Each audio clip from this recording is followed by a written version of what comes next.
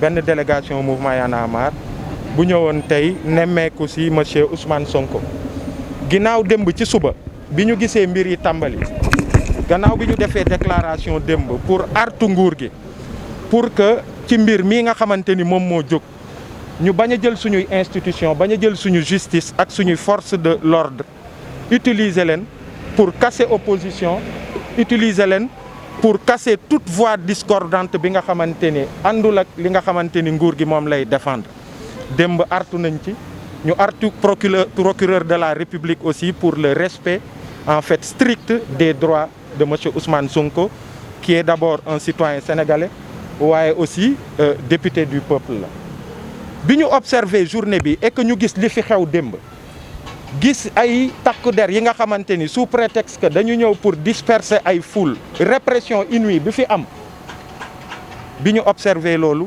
ci la ñu comprendre ni au-delà de cette affaire am na li nga xamante ni nguur gi dafa am ci état d'esprit bi nga xamante ni ci loolu la nekk te loolu buñ ko dogaaleluwul rek fi mu jëm du baax.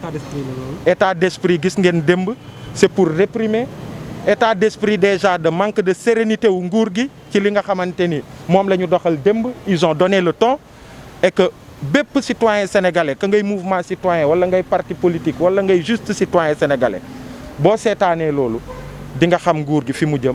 Ils veulent décourager toute velléité contestataire fexe ba comme niñ ko defee woon ak Karim Wade gis nañ ko fi gis nañu niñ fi def ak Khalifa Sall fexe ba utiliser force publique bi pour réprimer casser opposition fexe ba ñu nekk ci benn démocratie bi nga xamante ni daanaka du am opposition.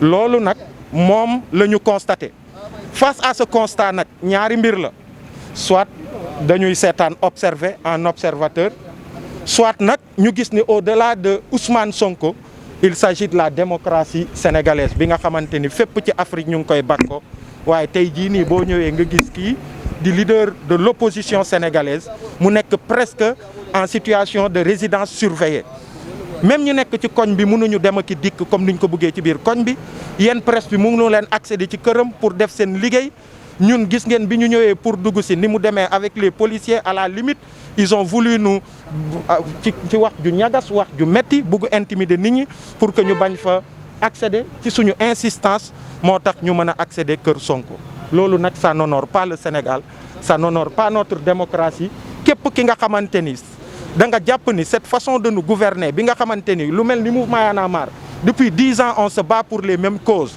bu dee dañu jàpp ni rek loolu dafa war a jeex je pense que c'est le moment de se dresser encore une fois au-delà de Sonko mais il s'agit de notre démocratie et que képp ki nga xamante ni démocratie wu Sénégal jaral na la nga xeex boobu ba tey yaa ngi ci c'est vraiment le moment de se dresser pour que jalon yi Macky Sall nekk di poser ñun ñëpp ñu gis fi mu jëm ah. mu bañ a jàll waay.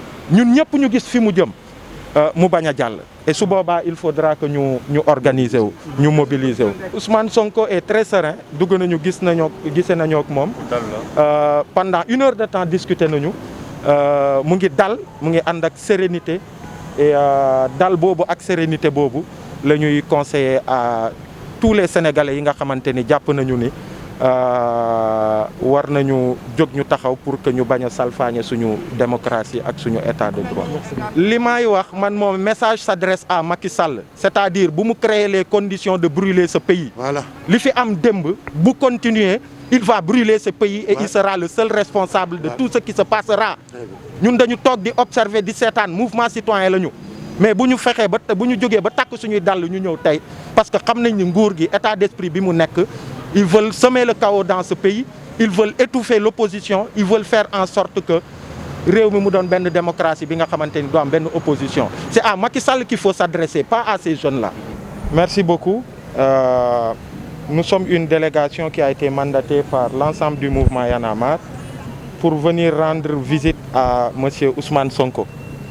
Et ça, c'est suite à déjà la déclaration qu'on avait faite hier.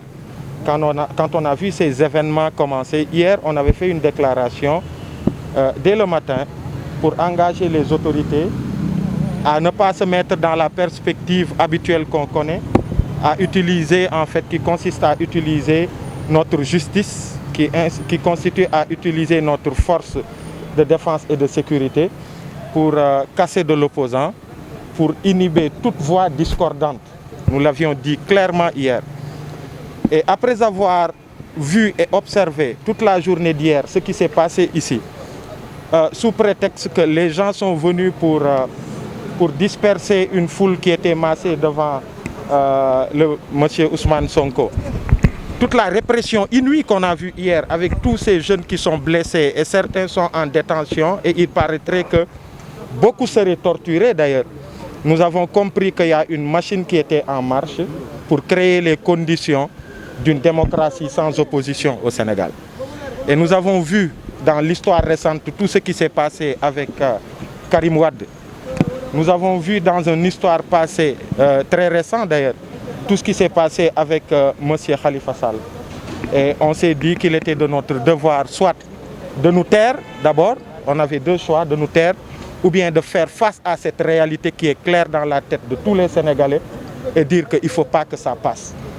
Et dès l'instant qu'on en arrive là, ça dépasse la personne de Sonko, c'est de notre démocratie qu'il s'agit. C'est l'affaire des politiques, c'est l'affaire des citoyens, c'est l'affaire de nos guides religieux, c'est l'affaire de la presse et c'est l'affaire de tous les Sénégalais. Le premier acte qu'on a tenu à poser, c'est de venir rendre cette visite à M. Ousmane Sonko, qui est très serein. On a trouvé un homme très serein avec qui pendant 1 heure on a eu de longues discussions. C'est de venir le voir, le conforter et l'encourager, le renforcer, mais au-delà de le renforcer, de dire qu'au sortir de là, il faut que tous ceux qui pensent que le Sénégal doit avancer et qu'on doit rompre avec cette façon de nous gouverner, ces luttes perpétuelles pour les mêmes causes liées à notre démocratie et à notre état de droit. Si les Sénégalais pensent qu'on doit en finir, il est important qu'à partir de maintenant, que l'on puisse s'organiser pour faire face. C'est un appel au-delà du mouvement Y en a marre. Je vous dis, au-delà de la personne de Sonko, il s'agit de notre démocratie. Il s'agit de notre démocratie avec un président Macky Sall, après avoir vu les cas Karim et Khalifa, veut créer les conditions d'une démocratie sans opposition politique. Et ça, ce n'est pas bon pour le Sénégal. Tout Sénégalais qui pense qu'il faut combattre cela et qu'il faut se dresser contre ça, ne serait-ce que par principe et pour défendre notre démocratie, doit se mobiliser et doit s'organiser. Et donc j'interpelle tous les Sénégalais. Il ne s'agit plus de Ousmane Sonko. Il s'agit plus de Ousmane Sonko. Et je vous dis, ce que j'ai vu là, ça me rappelle certains pays. Et c'est un recul démocratique. Il est en résidence surveillée, en quelque sorte. Il est presque en résidence surveillée.